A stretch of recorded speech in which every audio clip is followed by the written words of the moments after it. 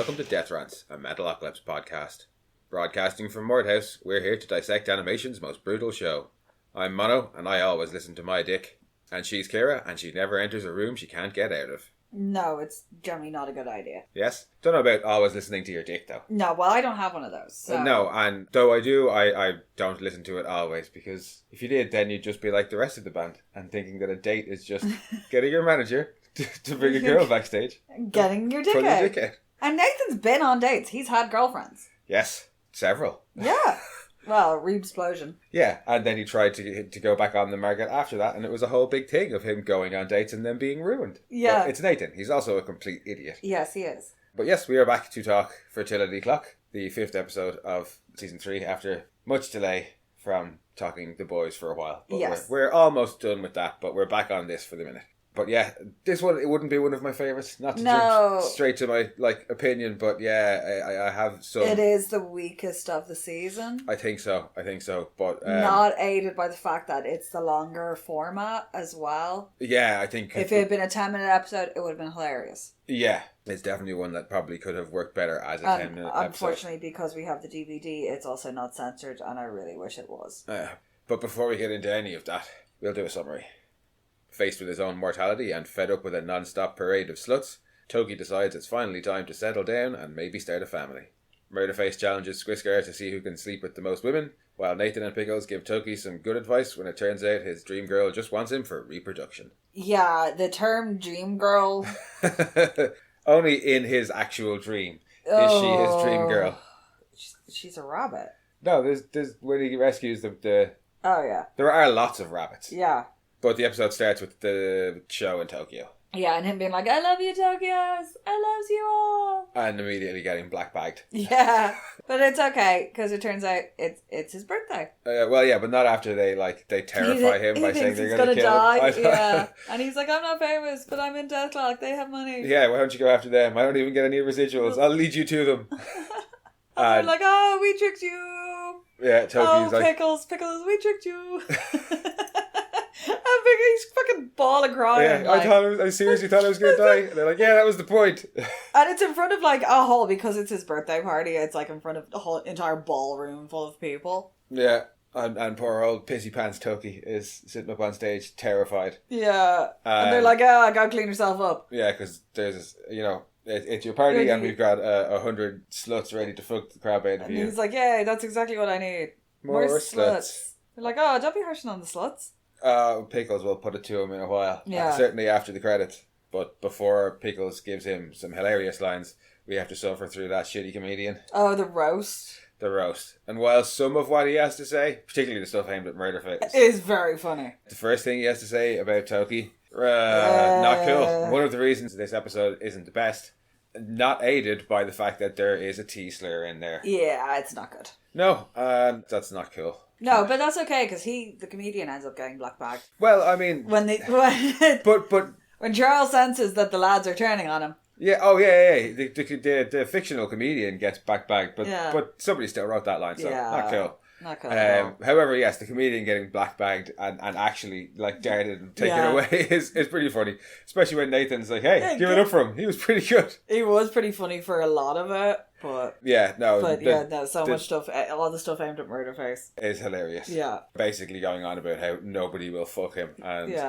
it's going to stick in Murderface's craw. A little bit, maybe. Yeah, like, who, of all the band members to challenge...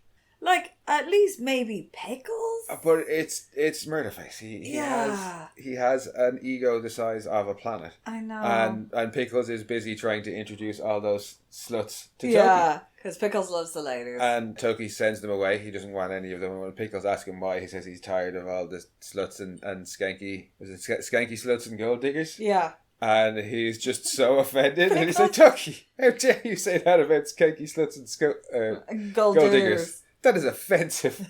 They're beautiful ladies. Pickles' defense of the skanky sluts in this episode is pretty hilarious.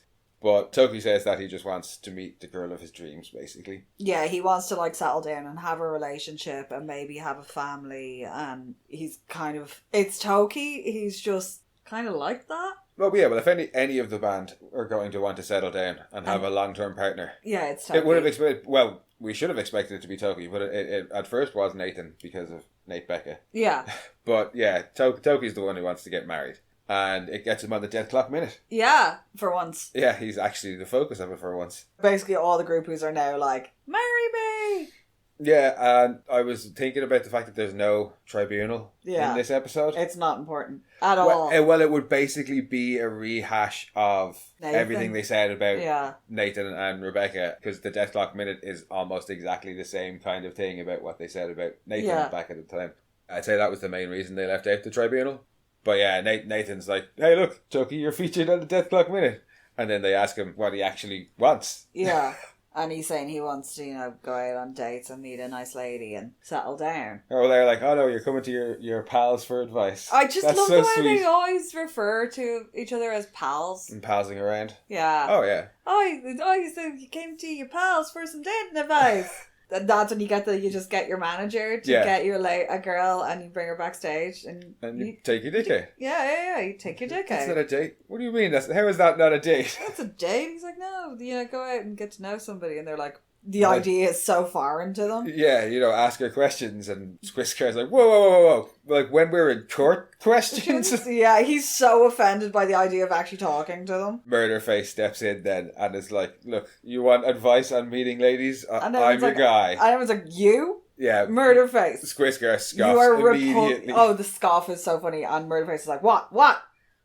Yeah, you think I can't get ladies? And they're like, well... Yeah, you can. So he's like, right, why is it over the course of 2 weeks? He says he's not going to stand for it, especially after all the shit that the comedian said about him. And yeah, he challenges Squishcar to sleep with more ladies. Yeah, whoever could sleep with the most amount of ladies within a set time limit. Well, it's Nathan who sets the parameters, basically. Yeah. Nathan's like, oh, this is going to be fucking funny. And Pickles is there like, well, how do we Pickles is the one who was like, we need to have like proof of some way. Because Pickles knows a Murderface will lie. So him and Nathan are just stirring the shit. It's panties or video or audio testimonial. Yes.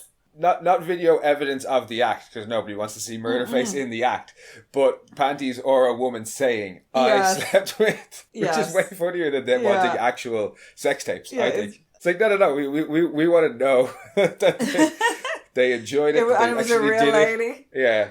But the way Squishcar just immediately gets up and it's like, well, I'm going to go and get a head start on humiliating Murderface. Yeah, and Toki's come away is basically like, okay, fine, I'm going to go. You guys don't want to help me? I'll go find somewhere that will. And he ends up going to this, like, was it E-lady dating? No, his little rant before he leaves, because they're just talking about sleeping with as many sluts as possible. He's like, you're fucking disgusting talking about women like that way. Yeah. This, that, and the other. I'm going to go and find, like, a real life partner. Fuck you, insecure, shallow, something or other. Then see you later, pals. I just love when Toki does his, like, I am so incensed at you all, and, like, when he gives it something that makes Nathan say, I've never been spoken to like that before. Yeah. He always follows it up with, like, see you later, pals. Or, like, don't forget you have to do this. Yeah. But yeah, he goes to E-lady mates. Or, yeah, like something along the lines of that. The director of that company is weird and intense. I don't think he gets a name, but the guy who's doing all the... Yeah. Yeah. He's like, you filled out, like, your little form, and we'll run it through our algorithm. He's like, he doesn't care about looks because he's not a shallow asshole. Yeah. He's like, I just want to find a lady who can settle down and like this, that, and the other. And he's like, yeah, okay. And then you hear Murderface. Oh yeah, Murderface has been there spoiling the meeting the whole time before Toki actually gets to giving any of the information. Sorry, yeah. And he's like, I asked you not... Yeah, I told you could come if you didn't ruin my fucking meeting. Because I'm not ruining it. If anything. Better. Listen, I just want to sleep with like 100 hot sluts. And... He was like, I told you to go wait in the lobby. But yeah, your rad's like, no, we don't do that. Yeah, this is for like lifelong mates. Yeah.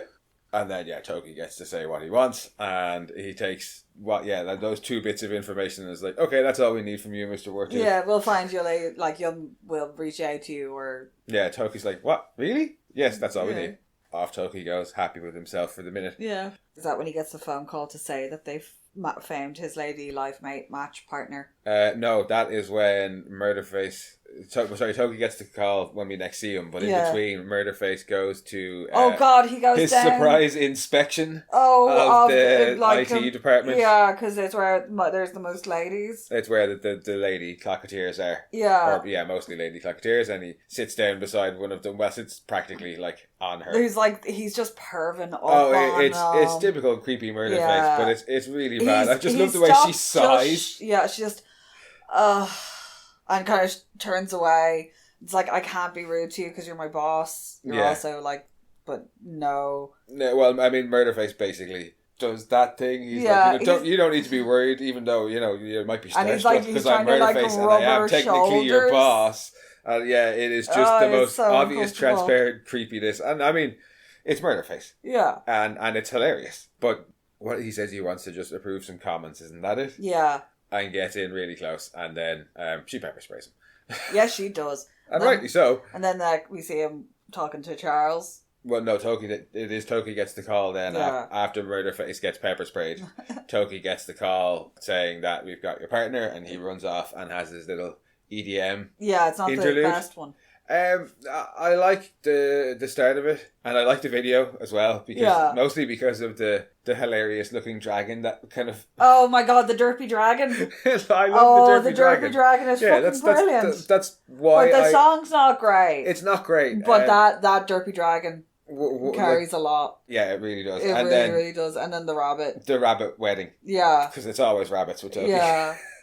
But it's, in terms rabbits of... or cats. Yeah, in terms of Toki songs, it's not the best. No, it's definitely not Underwater Friends by any means. No, it is not Underwater Friends. Or the Hamburger Time. Hamburger Time's probably the best one. And it was only like 2 episods ago. Yeah. So it's hard to beat Hamburger Time. Yeah. But I mean, it's Toki, and he's in love when he thinks he is. So there's going to be an EDM song in there. Yeah. And I'm not opposed to it. It's just not their best one. No, but the Derpy Dragon is magnificent. And we're not here for EDM songs, in fairness. No. We're here for death metal songs. Of which, the one at the start, you only hear like 4 or 5 seconds. Can't remember what it is when we get to songs for the episode. It's going to be this. Toki and Caroline.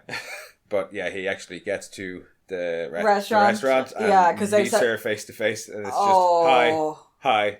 And then it's back to Mord House where Murderface is getting told he has to go on a sexual harassment.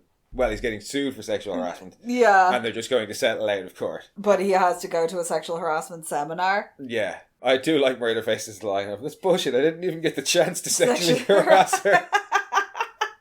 Andrew is so put out by it. He's like, we've had a number of complaints to HR. But yeah, the sexual harassment seminar is glorious. It's Facebone. Because Facebone is back. Yeah, the 2 clocketeers is like, woo, Facebone! And he immediately gets tasered. Because you're not there to be entertained by Facebone.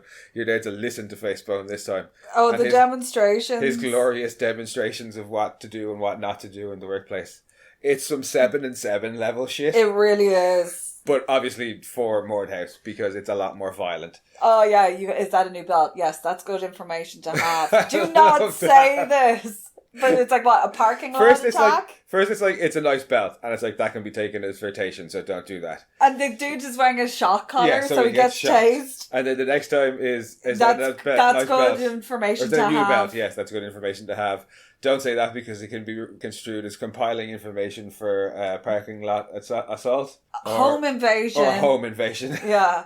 And then it's like the next one he says, it's like... Is that a new belt? She says yes, and then it just goes, talking in the workplace is discouraged. Your man's just... I know, it's joking in the workplace is discouraged. But you don't even get an example for that one, because... No, he gets chased. Facebone is like, what about joking in the workplace? And immediately, joking in the workplace is discouraged. But your man's and then he just walks straight past her at the end. Yeah, but he's all shy with the head down, because he's after getting tased 3 times.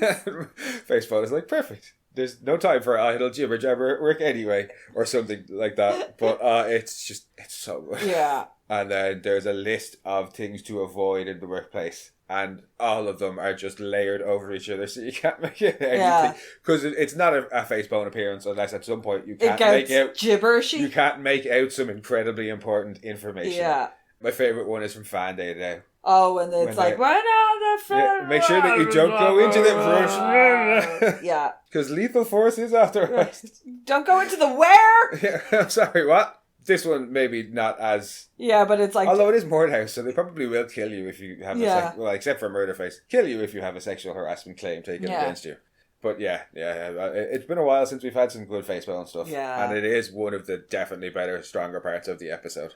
But back at Toki's date. Thankfully, we don't actually get to see the whole date. It's just... her handing over. After the date. She pulls out like a little ovulation calendar and it's like, you have to be free on the 15th. And he's like, why? And she's like, because that's when I'm ovulating. And we'll have to have intercourse. And he's like, Instacourse? And he's like completely stunned because he's trying to be polite because, to be honest, she's not the most attractive lady. No, as he says later. Especially in comparison to the quality of slut he's been having. Yeah. And she's like, yeah, and she gives him the thing and... she mentions some really boring kids' names that I can't quite remember. So it's like Wilmot. Yeah, Wilmot and... I can't remember the other one. I don't know, Darndale, something stupid. Yeah, Darndale. Dimswood, I don't know. Toki's like, for what? Dimsdale. Like, for kids' names. Donington. Yes. And he's like, okay. She basically runs off like Toki does, though, and says... don't forget to keep the 15th open for you to deposit your semen in my vagina with your penis. As she's walking out of the restaurant, but very swiftly. It's almost like she's running away, and it is something very Toki about it. Yeah. So maybe there is something there. But he immediately Toki's rings not convinced. The place, and your man is like, or he doesn't ring, but it's your man, the director, being like, no, you said that looks didn't matter. This is exact. She's perfect for you. Caroline's perfect for you. Like, it's everything you wanted in a lady life mate. Yeah, and you have to hold up your end of the bargain because we ensure results. Oh boy, how do you do that? Yeah, because is it there when he leaves? Your man turns to some trench-coated individual and hands him the picture of Murderface and is like, if he bails, harm this family member basically. And he goes to... or tries to go to Murderface for advice. Murderface too busy still trying to get with the lady. Murderface is cold calling women. He's just got He's just cold calling women. He's just going through the phone book, going hello. You know, this is Murderface from the Ashley Bandit. A. Aronson. Yeah. Will you have sex with me? This is Murderface from Deathlock. No, it really is. I feel like the more they believe him, the more likely they are to hang up. Yeah.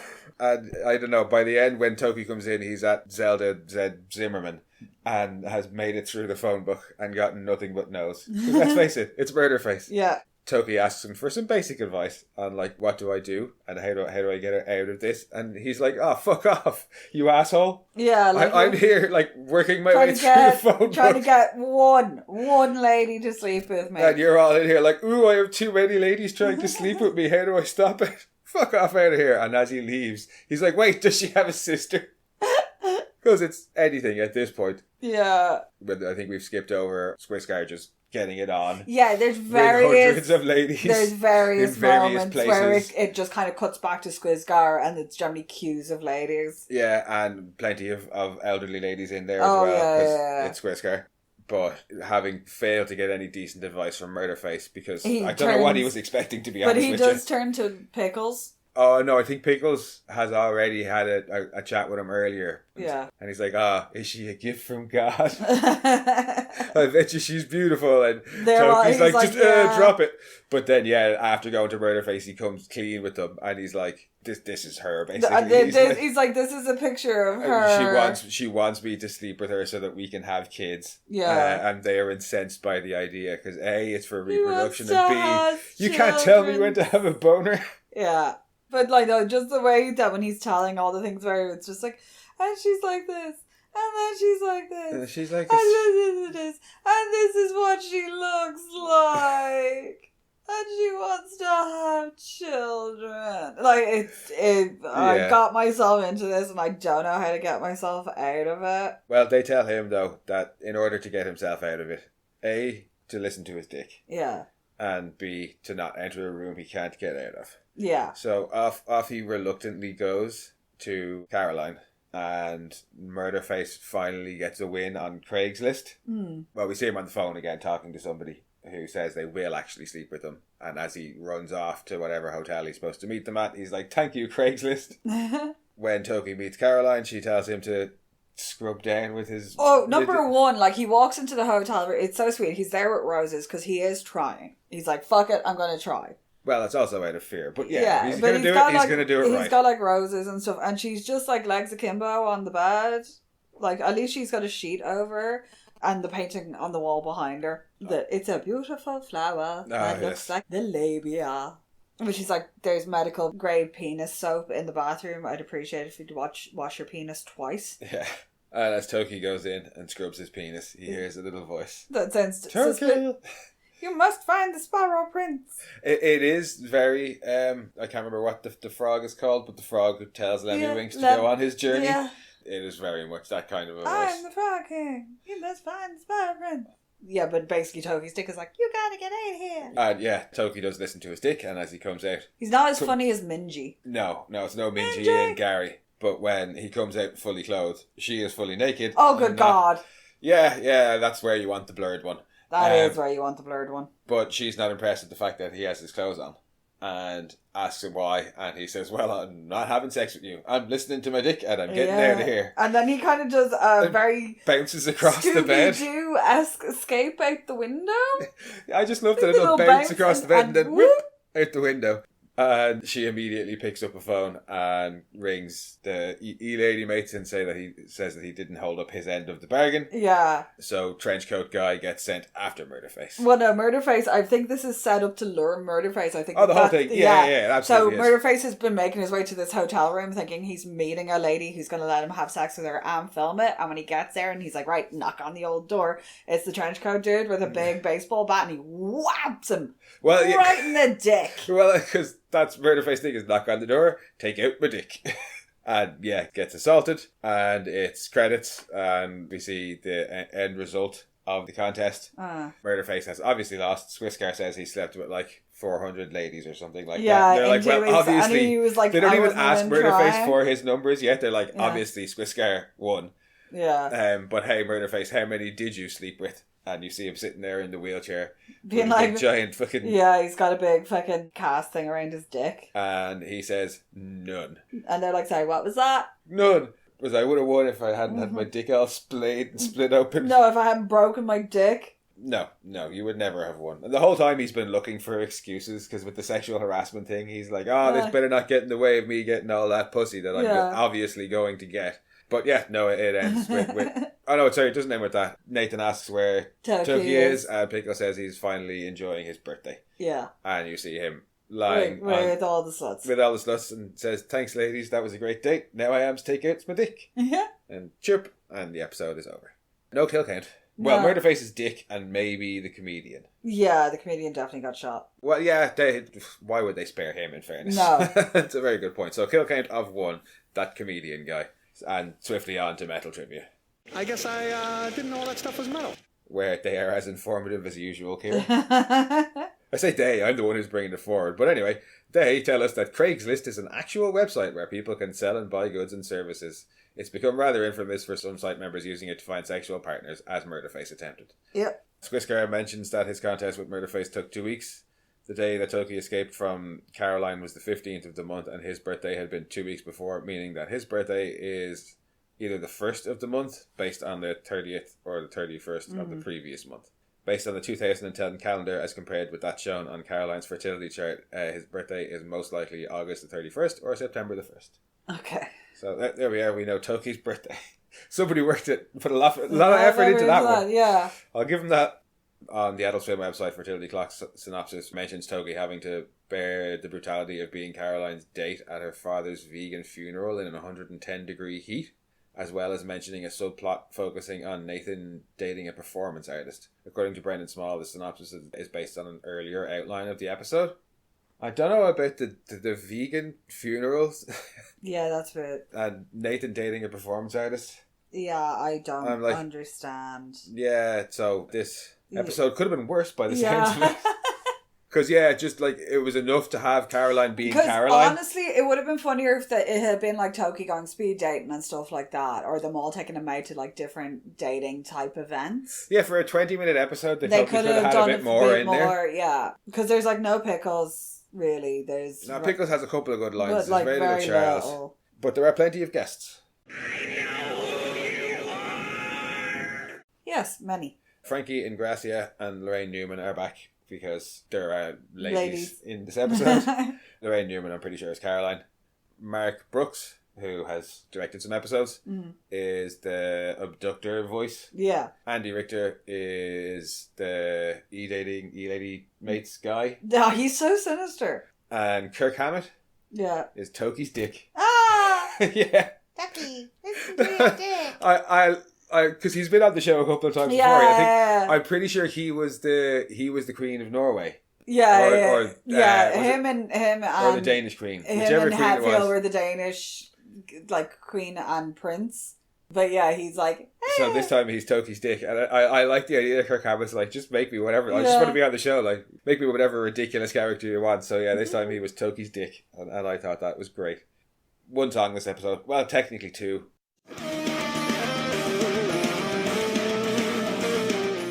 But I don't know what the first one was, so just Toki and Caroline. Yeah. I never met you, but I think I love you. You am the woman of my dreams.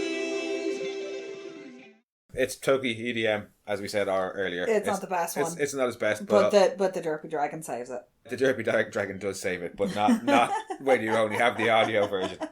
So hopefully I clipped the best couple of seconds. So that leaves us with most awesome moment. Oh, darn, that's awesome. That's really awesome. Most awesome moment in this, it's kind of weird, because there's not a lot going on, well, really. The dragon that we just mentioned is the dragon awesome. is hilarious. And it's got to be the sexual harassment seminar. Of course, yeah. And Facebone just giving us all that glorious information. That dude getting tased over and over again, and the way he just kind of scuttles past the lady at the end, all like whimpery. You know when Cartman gets... Yes. And he comes and sits up on the couch next to the mom. It's very much that energy of, I've been beaten one too many times. Oh yeah, and that's what they want. Yeah. Good loyal workers. Yeah. Yeah, no, for me it's just at large the whole sexual harassment seminar. It's fucking excellent. Most brutal then? Oh, that's brutal. Probably that uncensored bedroom scene. Yeah. That was really... Or her attitude towards reproduction in general. Yeah, just taking all the fun out of it. Because we didn't even talk about the fact that she has lube there in case her vagina refuses to self-lubricate. Oh, it's like, so clinical. Could you make it more clinical, Caroline? Yeah. So yeah, naked Caroline and her attitude towards reproduction. Favourite quote then? Don't quote me on that. Oh. There are quite a few good ones in this. Yeah. How dare you say that about skanky gold diggers and sluts? That is offensive. Gonna get a head start in humiliating you? It was, you guys make me fucking sick. You're also revoltingly shallow. See you later, pals. Her line about not forgetting to keep the 15th open so you can deposit your sperm in the vagina with your penis. That is probably my favourite one from this. Just, it's so weirdly disgusting. I can't decide between Murderface saying that's bullshit, I didn't even get the chance to sexually harass her, or Pickles saying, you can't tell me when to have a boner, that's my business. I think it's Murderface though. Yeah, that's pretty funny. So that just leaves Banana Stickers and Zaz. There are two kinds of shows out there. Those with and those without Zaz. Oof.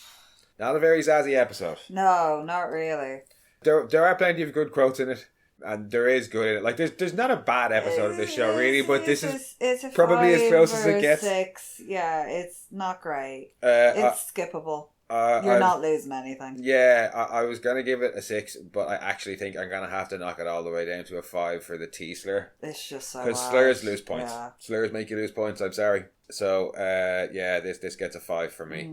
I think our lowest so far. Yeah, not including the one for being billionaires. Yeah. But yeah, probably our lowest rated so far. And will probably stay our lowest rated. Yeah, it's not the Mae West. But, like I say, there is still some good in there. Yeah. There's always good in these episodes. But this is, one of the weakest so far. Because I think previously, the actual lowest, one we considered to be our least favourite was Death Comedy. Mm. And I think largely that was because we thought Blues Clock was always going to be better than Death Comedy. And there's both kind of a mentor trying something new thing. But this one, just 5 out of 10. Actually has a 7.9 rating on IMDb, apparently. Really? Yeah. Wow. Now, the rest of the episode is all mid to high... the rest of the season is all mid to high 8s. So it is the lowest ranked of the season. along with the next episode, which is Death Sigils. Okay. Death Sigils is hilarious. It could be Father Clock, actually. Ah. Because IMDb has it wrong. But we're going to go with whatever's on the DVD. The DVD, and the DVD is disc 2, so I can't remember which it is. But I think it is Death Sigils next. But whatever it is, we will be back with it next week. Or near enough next week, because we still have a little bit more boys stuff to do. But we'll be back on regular programming soon. Thanks for waiting. And in the meantime, if you want, you can head back and listen to our previous episodes or our other podcasts, Monorants at the Movies and Monorants at the Boys, where we have covered all the seasons of The Boys now. Everything from season 1 to season 5, Diabolical, Gen V, and even the VNN 7-on-7 segments. So check those out if you're into The Boys. Otherwise, you can come and chat with us on Blue Sky at Death Rants, or send your own rants to monorantspodcast@gmail.com. And we'll catch you soon. Slán, Bye-bye.